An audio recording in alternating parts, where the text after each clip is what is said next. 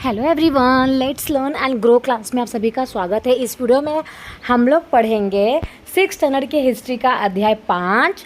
Chapter का नाम है राज्य राजा एक प्राचीन गणराज्य। ठीक है, तो चलिए इस चैप्टर को देखते हैं। स्टडी में बहुत ज़्यादा इम्पॉर्टेंट है, तो नोट्स इसी वक्त बनाते चलिएगा ताकि आगे आपको दिक्कत ना हो। तो चुनाव का दिन है, ठीक है। तो शंकरन जो है ना, वो जब सुबह सुबह उठा तो उसने क्या देखा कि नाना और नानी जो है वो वोट डालने के लिए जा रहे हैं और चुनाव केंद्र पर सबसे पहले उनको पहुंचना है और सबसे पहले पहुंचना भी चाहते हैं, ठीक है। और शंकरन जो है वो जानना चाहता है कि आखिर वे इतने ज़्यादा उत्साहित क्यों है चुनाव को लेकर, ठीक है। चुनाव देने मतलब कि इलेक्शन के लिए इतने ज़्यादा वो क्यों उतावले हैं। तो उसके नाना जी ने उसे जल्दी से समझाने की कोशिश की और कहा, आज हम क्या करने वाले हैं, अपने शासकों का चुनाव करने जा रहे हैं। तो जो भी हमको रूलर्स चाहिए होता है उसके लिए हम क्या करते हैं, वोट देते हैं, इलेक्शंस होते हैं उसके लिए। तो चलिए जानते हैं कि कुछ लोग जो होते हैं वो शासक किस प्रकार से बनते हैं, ठीक है। तो लगभग 50 वर्ष की अगर हम बात करें तो 50 वर्षों से हम जो है ना अपने शासकों का चुनाव कर रहे हैं, है ना। क्योंकि जब 1950 में हमारा लागू हो गया था कॉन्स्टिट्यूशन, तो उसमें वोट देने का अधिकार भी आया और तब से हमारे यहाँ पे वोट देना स्टार्ट हो गया था, है ना। तो हम लोग हमारे जो लीडर्स है उसको चुनते हैं, तो मतदान के ज़रिए हम उनको चुनते हैं, है ना। पर लेकिन पहले क्या होता था, पहले के जो शासक थे वो कैसे बनते थे। सोचने वाली बात है कि अभी तो हम वोट देकर अपने लीडर्स को, अपने शासक को हम चुनते हैं, बट पहले कैसे हुआ करता होगा, है ना। तो अगर हम करीब 3000 साल पहले की कुछ लोग अगर हम बात करें तो कुछ लोग जो है ना बड़े बड़े यज्ञों को आयोजित करके राजा के रूप में प्रतिष्ठित हो गए हैं, है ना। कि जिसके पास थोड़े पैसे वैसे थे तो उन्होंने क्या करवाया, बड़े बड़े यज्ञ करवाया और अपने आप को राजा उन्होंने घोषित कर दिया, ठीक है। अगर हम बात करें अश्वमेध यज्ञ की, तो अश्वमेध यज्ञ जो है वो अपने रामायण में भी देखा होगा कि भगवान श्री राम ने अश्वमेध यज्ञ करवाया था, है ना। इससे क्या पता चलता है कि सामने वाला जो लीडर है, जो शासक है, वो कितना ज़्यादा पावरफुल है, ठीक है। तो बहुत ज़्यादा पावरफुल है और बहुत ज़्यादा पैसा है उसके पास, वही अश्वमेध यज्ञ करवाता है, ठीक है। अश्वमेध यज्ञ जो होता था ना, एक ऐसा ही आयोजन था जिसमें क्या होता था कि घोड़े को क्या करते थे, राजा जो है ना अपने लोगों के देख रेख में स्वतंत्र उसको छोड़ देते थे, ठीक है। और इस घोड़े को अगर कोई दूसरा राजा रोकता था तो उसे अश्वमेध वाले जो राजा थे उनके साथ लड़ाई करनी पड़ती थी, ठीक है। और अगर घोड़ा किसी राजा के राज्य से जा रहा है और अगर उसे कोई भी नहीं पकड़ता है, उसे जाने देता है, तो इसका मतलब ये होता था कि अश्वमेध यज्ञ करने वाला जो राजा है वो बहुत ज़्यादा शक्तिशाली है। जैसे कि आपने रामायण में भी देखा था, भगवान श्री राम को जब अश्वमेध यज्ञ करना होता है तो वो क्या करते हैं, घोड़े को छोड़ देते हैं, फिर जो उनके पुत्र होते हैं वो उनको पकड़ लेते हैं, है ना। क्योंकि उनको जो लिखी हुई बात रहती है वो बिल्कुल भी अच्छी नहीं लगती है कि अगर छोड़ दिया मतलब कि वो कमज़ोर राजा है ना। और ये जो यज्ञ होता था, इसके बाद उन राजाओं को यज्ञ में आमंत्रित किया जाता था। यज्ञ में क्या करते थे, जो यज्ञ होता था वो जो विशिष्ट पुरोहित होते थे उनके द्वारा ही संपन्न किया जाता था, ठीक है। और वो लोग क्या करते थे, राजा के लिए बहुत सारा उपहार भी लेके आते थे, ठीक है। और उनको भी क्या करते थे, उपहारों से सम्मानित भी किया जाता था। अश्वमेध यज्ञ करने वाला जो राजा था उसको बहुत ज़्यादा शक्तिशाली माना जाता था, ठीक है। और यज्ञ में जितने भी राजा को आमंत्रित किए जाते थे वो क्या लेके आते थे, सबके लिए उपहार लेके आते थे, ठीक है। अब देखिए आगे देखते हैं। इसमें क्या है ना, सभी योजनाओं में मुख्य जो रोल होता था, मुख्य जो स्थान होता था वो राजा का होता था, है ना। मतलब कि जो राजा है वही प्रमुख है। तो उसके लिए राज सिंहासन होता था। राज सिंहासन बाघ की खाल के एक विशेष आसन पर उसको बिठाया जाता था, है ना। और युद्ध क्षेत्र में राजा के जो सारथी होते थे वही उसका सहचर होता था, मतलब कि हेल्पर होता था, है ना। और यज्ञ के अवसर पर वह राजा की क्या करता था, विजयों तथा अन्य गुणों की गान करता था, क्योंकि बहुत सारे लोग आते थे तो वो क्या करते थे, उसके बारे में, अपने राजा के बारे में तारीफ करता था, है ना।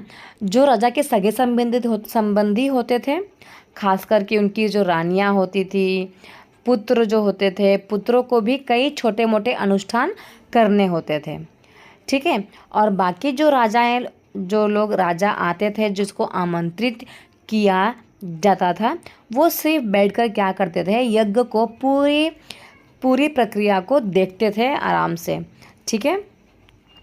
इसके अलावा राजा के ऊपर जो पुरोहित होते थे वो क्या करते थे, पवित्र जल के छिड़काव करते थे, उसके साथ साथ अन्य अनुष्ठान भी करते थे, ठीक है। और जो विष होते हैं और जो वेश्य होते हैं ना, ऐसे लोग क्या करते थे, उपहार तो लेकर आते थे राजा के लिए, जिन्हें पुरोहित क्या करते थे, शूद्र मानते थे, इसलिए उनके उपहार उनसे नहीं लिए जाते थे और अनुष्ठानों में उनको शामिल भी नहीं किया जाता था। तो किसको अनुष्ठान में शामिल नहीं किया जाता था, तो वो है शूद्र, है ना, जिसे क्या कहते हैं, विश एंड वेश्यास। अगर हम बात करें वर्ण, तो ये स्टेट के एग्ज़ाम में बहुत बार आया हुआ है कि जो सामाजिक वर्ग है ना, उसको 4 भागों में बांटा गया है, ब्राह्मण वर्ग, क्षत्रिय वर्ग, वैश्य वर्ग और शूद्र वर्ग, ठीक है। जो ब्राह्मण होते थे ना, उनको क्या किया गया है, उनका जो काम होता था वो वेदों का अध्ययन करना और अध्यापन करवाना होता था, यज्ञ करवाना होता था, और जिनके लिए उनको बहुत सारे उपहार भी मिलते थे, ठीक है। और क्षत्रिय जो होते थे उनका काम क्या होता था, युद्ध करना और लोगों की रक्षा करना, ठीक है। जो वैश्य होते थे उनका काम होता था खेती करना, पशुपालन करना, व्यापार करना, ये सारा काम होते थे। और शूद्र जो होते थे उनका काम होता था ये तीनों वर्गों की सेवा करना, ठीक है। तो ये एक तरीके से नौकरों वाला काम करते थे, ठीक है। अब चलिए बात करते हैं जनपद। ये जो मैंने पहले बताया ये बहुत इंपॉर्टेंट है, सीरियल में बहुत बार पूछा गया है ये चारों के काम के बारे में। चलिए नेक्स्ट देखते हैं जनपद। आखिरी जनपद क्या होता है, तो जो महायज्ञ करने वाला राजा होता था ना, वो क्या करता था, मतलब कि यज्ञ कराने के बाद वो जन के राजा नहीं होते थे, मतलब किसी जनता के राजा नहीं है, अब ये क्या बन चुके हैं, जनपदों के राजा माने जाने लगे, क्योंकि उनके पास बहुत सारा पावर भी है और बहुत सारे पैसे भी है ना। तो ये भी क्वेश्चन आया हुआ है कि जनपद क्या होता है। जनपद मतलब कि जहाँ पर बहुत सारे लोग रहकर एक बस्तियाँ बना देते हैं ना, उसको क्या कहा जाता है, जनपद। तो ये जो राजा है अब किसी जनता के राजा नहीं है, एक जनपदों के राजा बन चुके हैं, ठीक है। जनपद का शाब्दिक अर्थ क्या होता है, जन के बसने की जगह, जन मतलब कि जनता की बसने की जगह होती है, ठीक है, जिसे क्या कहा जाता है, जनपद कहा जाता है। उसको हम लोग पृष्ठ नंबर 45 में देखेंगे, ठीक है। अब जो आर्कियोलॉजिस्ट है, मतलब कि जो पुरातत्व वाले हैं, उन्होंने क्या की है, बहुत सारे जनपदों की कई बस्तियों की खुदाई की है, ठीक है। जैसे कि दिल्ली का पुराना किला ले लो, उत्तर प्रदेश में मेरठ के पास हस्तिनापुर ले लो, है ना, और एटा के पास अतरंजी खेड़ा ले लो, ये सारे बस्तियां जो है फेमस है, ठीक है। हस्तिनापुर का नाम तो आपने महाभारत में भी सुना होगा। तो ये क्या होती हैं, बस्तियां होती हैं, ठीक है। और खुदाई से ऐसा पता चलता है कि लोग जो है ना वो झोपड़ियों में रहते थे, क्योंकि जब उस खुदाई की गई तो बहुत सारी झोपड़ियाँ मिली वहाँ पर। तो ऐसा उन्होंने अनुमान लगाया कि जो लोग रहते थे वो झोपड़ियों में रहते थे, ठीक है। और जो मवेशियाँ होते थे वो क्या करते थे, अन्य जानवरों को पालते थे, और वो लोग चावल, गेहूँ, धान, जौ, दालें, गन्ना, तिल तथा सरसों जैसी फसलें भी उगाया करते थे, ठीक है। चलिए देखते हैं नेक्स्ट। अब वहाँ पे ना कुछ मिट्टी के बर्तन भी मिले हैं, तो ऐसा भी अनुमान लगाया जाता है कि जो लोग हैं वो मिट्टी के बर्तन भी बनाते थे, ठीक है। इनमें से कुछ जो लोग थे धूसर और कुछ लाल रंग के होते थे, मतलब कुछ जो बर्तन होते थे वो लाल रंग के होते थे, और कुछ पुरास्थल मतलब ऐसे कुछ पुराने जगह है जहाँ पर विशेष प्रकार के भी बर्तन मिले हैं, ठीक है, जिन्हें चित्रित धूसर पात्र के रूप में माना जाता है। जैसा कि इनके नाम से स्पष्ट होता है कि बर्तनों पर क्या किया गया है, चित्रकारी की गई है ना। आमतौर पर क्या देखा गया है कि ज़्यादातर जो आकृतियाँ होती थी वो सरल रेखाओं में होती थी या फिर ज्यामितीय आकृति के रूप में होती थी। जैसे कि यहाँ पे भी अगर देखोगे ना तो ये देखोगे तो देखो ये कटोरा है ना, और उस पर देखो कितने सारे क्या की गई हैं, नक्काशियाँ बनाई गई हैं, डायग्राम वगैरह बनाया गया है। ठीक है, तो ये हो गया आपका जनपद टॉपिक। अब हम बात करते हैं महाजनपद की। ये क्वेश्चन बहुत बार आया है कि जनपद और महाजनपद में क्या फ़र्क होता है। ठीक है, तो चलिए देखते हैं कि महाजनपद में क्या फ़र्क है। अगर हम बात करें 2500 साल पहले की, है ना, तो कुछ ऐसे जनपद थे जो बहुत ज़्यादा महत्वपूर्ण हो गए और उन्हें ही क्या कहा जाने लगा, महाजनपद कहा जाने लगा, है ना। अगर मानचित्र 4 जो है उसमें कुछ महाजनपदों को दिखाया गया है। चलिए देखेंगे हम लोग उसको बाद में।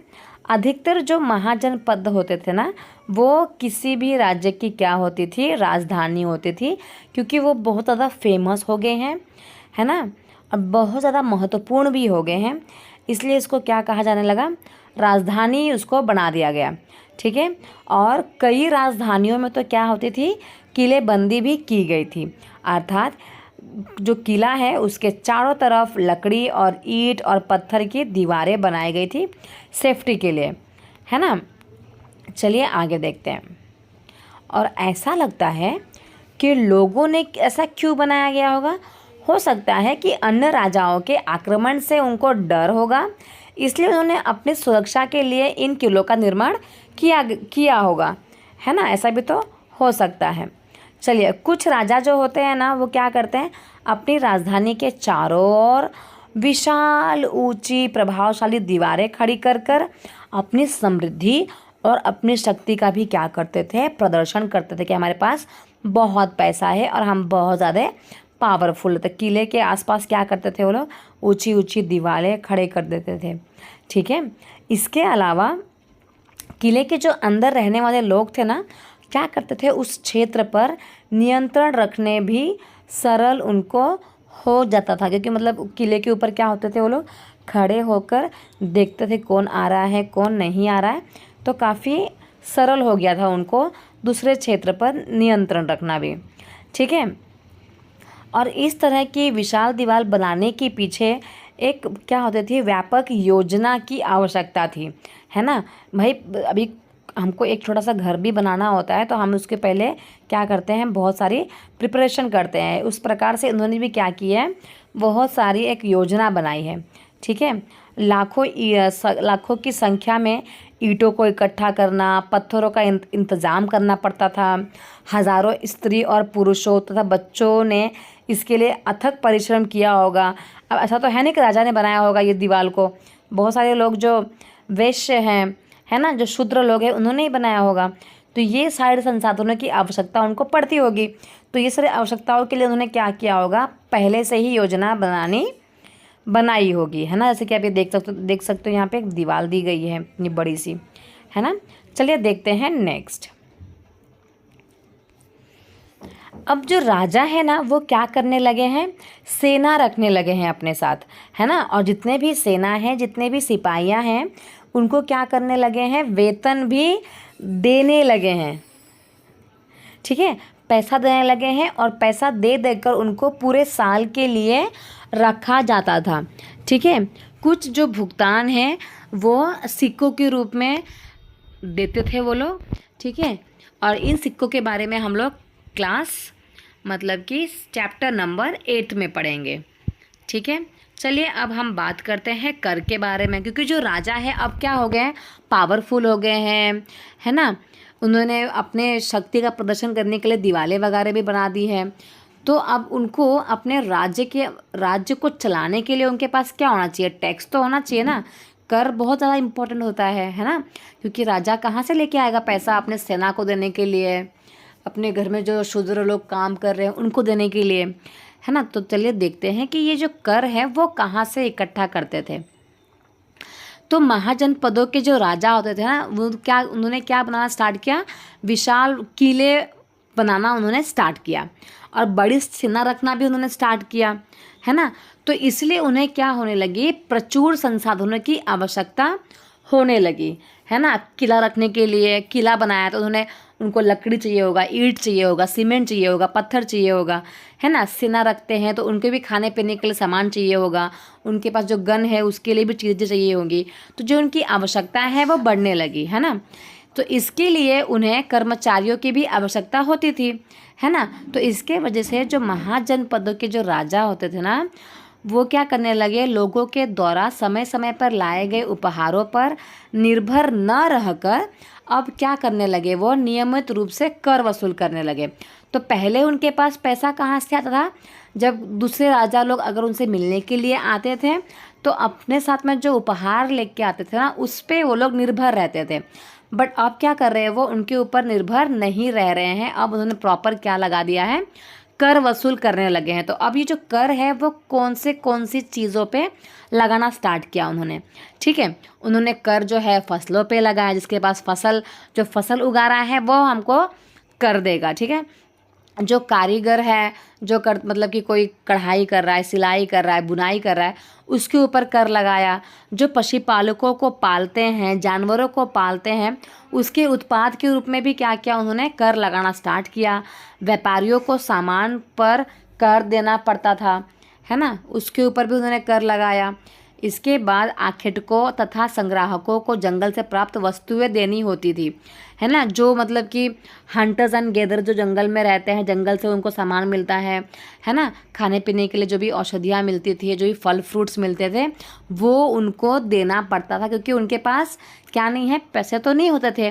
तो जंगल से जो भी सामग्री मिलती थी वो उनको कर के रूप में देनी पड़ती थी, है ना। जैसे कि पशुपालक है, जो जानवरों को पाल रहे हैं, अब उनके पास ये पैसा कहाँ से आएगा, तो वो क्या करते थे, जो भी उत्पाद मतलब जो भी जानवर से जो भी चीज़ें बन रही है, दूध दही, वो चीज़ें वो क्या करते थे, राजा को देते थे। जो फसल है, तो जो फसल को उगा रहे हैं तो वो क्या करते थे, फसल को देते थे। और इस प्रकार से क्या हुआ, कर की स्थापना हुई। जो महाजनपद वाले जो राजा हैं उन्होंने कर लेना स्टार्ट किया, ठीक है। अब देखते हैं कृषि में परिवर्तन कैसे होने लगा। अब देख ही रहे हो आप लोग, जो जनपद के राजा हैं अब वो महाजनपद के राजा बन चुके हैं। तो जो कृषि है उसमें भी तो काफ़ी परिवर्तन आया होगा, है कि नहीं। चलिए देखते हैं कि क्या परिवर्तन आया, ठीक है। तो इस युग में क्या हुआ, कृषि के क्षेत्र में दो बड़े बड़े परिवर्तन आए, ठीक है। क्या परिवर्तन आए, लोगों ने क्या किया, हल के फाल अब लोहे के बनने लगे, ठीक है। जो हल होते थे ना, तो पहले लकड़ी वगैरह के बनते थे, अब उन्होंने क्या किया, लोहे के बनाना स्टार्ट कर दिया, ठीक है। इसका पिक्चर नहीं कहीं दिया है, चलिए कोई बात नहीं। अब लोगों ने क्या किया, लोहे का बनाना स्टार्ट किया। तो अब क्या होने लगा, जो कठोर ज़मीन थी उसको तोड़ने में उनको प्रॉब्लम होती थी, है ना। तो अब लोहे के फाल से वो आसानी से जोता जा सकता था, है ना। क्योंकि ज़मीन क्या हो गई थी, कठोर होने की वजह से लकड़ी के फाल से वो तुरंत नहीं तोड़ती थी, बहुत ज़्यादा हार्डवर्क करना पड़ता था तोड़ने के लिए।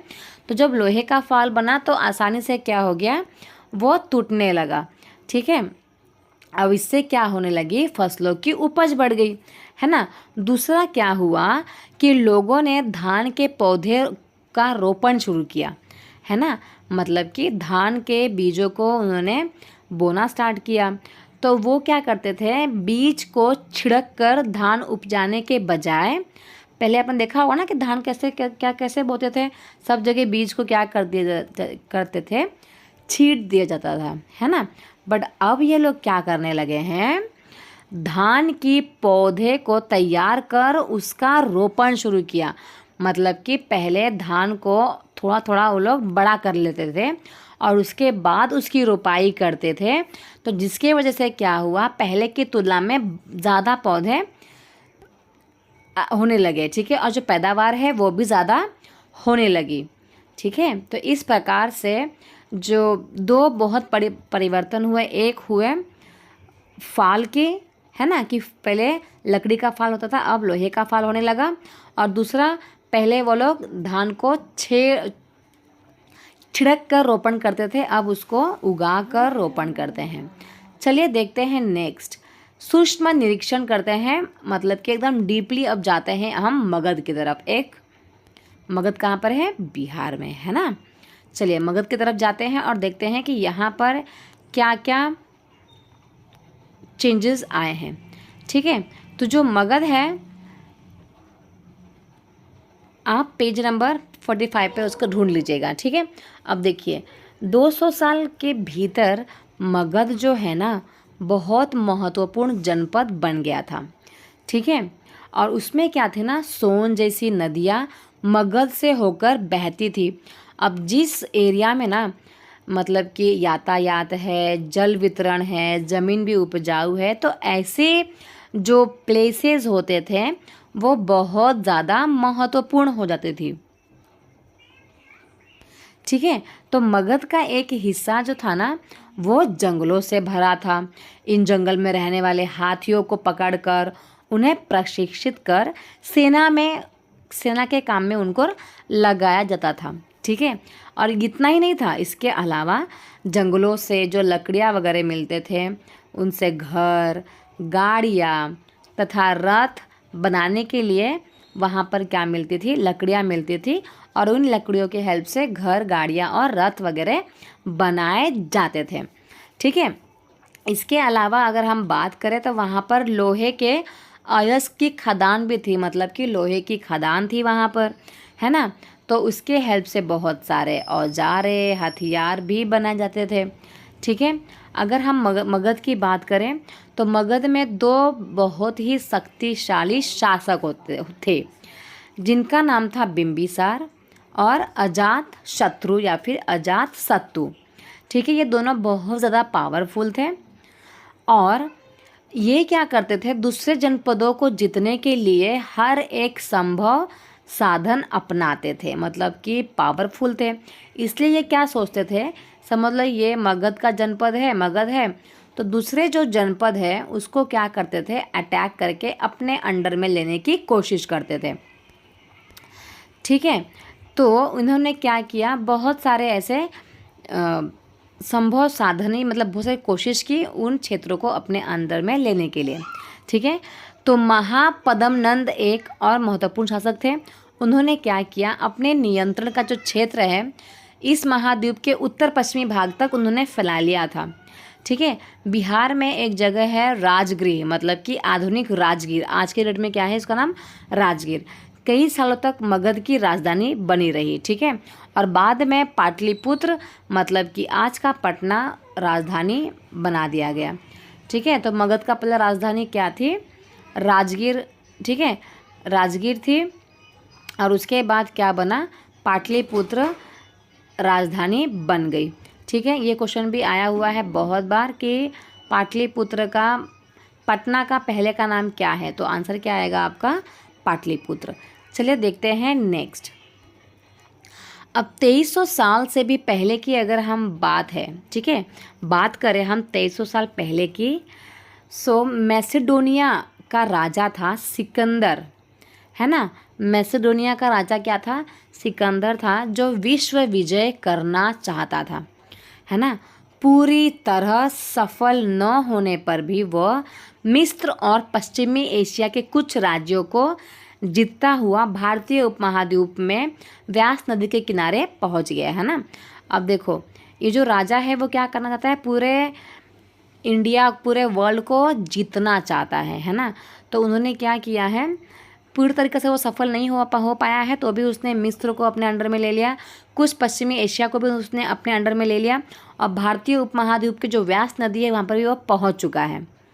ठीक है, तो बाद में इसने क्या कहा, सोचा कि मगध की ओर कूच करना चाहा, मतलब वो मगध की तरफ जाना चाहा, क्योंकि मगध काफ़ी उस टाइम पे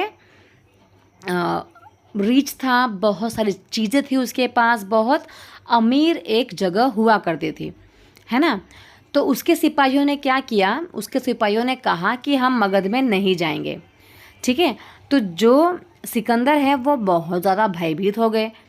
ठीक है, क्योंकि जो मेरे सिपाही है वो ना क्यों बोल रहे हैं भाई मगध के लिए।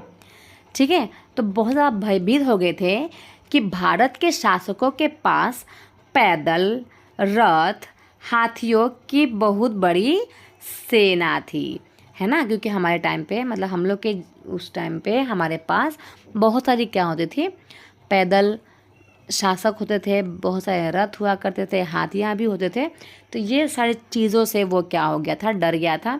तो उसके सैनिक ने क्या कर दिया था, मना कर दिया था वहाँ पर जाने के लिए। ठीक है, अब वही हम दूसरे एक जगह की बात करें तो उसका नाम है वज्जी। ठीक है, तो अभी हमने ऊपर किसके बारे में पढ़ा, मगध के बारे में पढ़ा कि वो एक शक्तिशाली राज्य बन गया था, है ना। उसके ही नज़दीक में एक और राज्य था जिसका नाम क्या था, वज्जी नाम था। ठीक है, जिसकी राजधानी क्या थी, वैशाली। ठीक है, तो वैशाली नाम किसका है, बिहार का। बिहार का पहले का नाम क्या था, ठीक है, राजधानी वैशाली बिहार थी, है ना। यहाँ एक अलग किस्म की शासन की व्यवस्था थी जिसे गण या फिर संघ कहते थे। क्या कहते थे, गण या फिर संघ कहते थे। गण और संघ में कई शासक होते थे, है ना। ज़रूरी नहीं कि एक ही हुआ करते थे, बहुत सारे शासक होते थे और इसमें से प्रत्येक व्यक्ति राजा ही कहलाता था। जो शासक होते थे वो हर एक व्यक्ति क्या होता था, राजा ही कहलाता था। और ये सभी जो राजा होते थे ना, वो क्या करते थे, विभिन्न प्रकार के अनुष्ठानों को एक साथ संपन्न करते थे, है ना। एक साथ वो सभाओं में बैठकर बातचीत करते थे, बहस करते थे और वाद विवाद के ज़रिए तय करते थे कि क्या करना है, किस तरह करना है।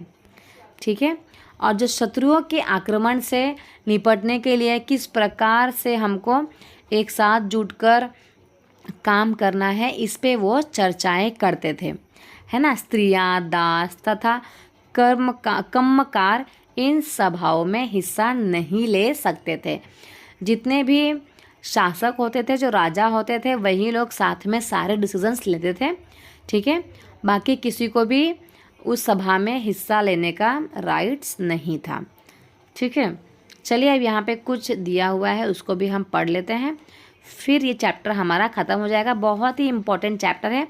फिर नेक्स्ट क्लास में हम नेक्स्ट चैप्टर करेंगे, लेसन नंबर 6। ओके, तो वज्जी जो है ना एक संघ है ना। इसका वर्णन जो है दीघ निकाय से लिया गया है।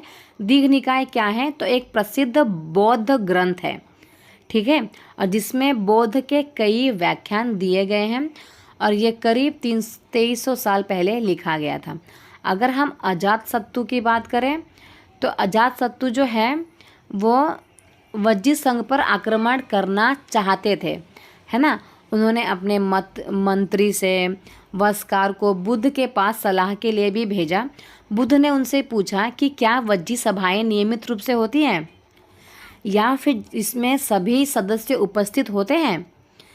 जब उन्हें पता चला कि ऐसा होता है, उन्होंने कहा कि वज्जीवासी तब तक उन्नति करते रहेंगे जब तक वे पूर्ण और नियमित सभाएं करते रहेंगे। ठीक है, मतलब वज्जी जो है ना वो पावरफुल रहेगा। कब तक रहेगा, जब तक वहाँ के लोग नियमित सभाएं करते रहेंगे, आपस में मिलजुल कर काम करेंगे, नियमों का पालन करेंगे, बड़े सम्मान के साथ, समर्थन के साथ उनकी बातों पर ध्यान देंगे। वज्जी की जो महिलाएं हैं उनके साथ कोई जोर ज़बरदस्ती नहीं करेगा, उन्हें बंधक बना के नहीं रखेगा, शहरों तथा गाँवों में रख रखाव करेंगे। तभी ये वज्जी जो है वो उन्नति करते ही रहेंगे, अगर ये सारी चीज़ों को वो फॉलो करते हैं तो। ठीक है, तो कई ऐसे शक्तिशाली राजा थे जिन्होंने क्या किया, संघों को वो जीतना चाहते थे। इसके बावजूद उनका राज्य अब से लगभग 1500 साल पहले तक चलता रहा। इसके बाद गुप्त शासकों के गण आए और संघ आए और विजय प्राप्त कर उन्होंने अपने राज्य में शामिल कर लिया। ये सब के बारे में हम क्लास 9 में पढ़ेंगे, मतलब कि चैप्टर 9 में पढ़ेंगे। ओके, तो ये जो है यहीं पर ख़त्म होता है। ठीक है, मिलते हैं नेक्स्ट क्लास में एवरीवन। वीडियो अच्छी लगी चैनल सब्सक्राइब कर लीजिएगा, लाइक कमेंट शेयर ज़रूर कीजिएगा। ठीक है, थैंक यू सो मच।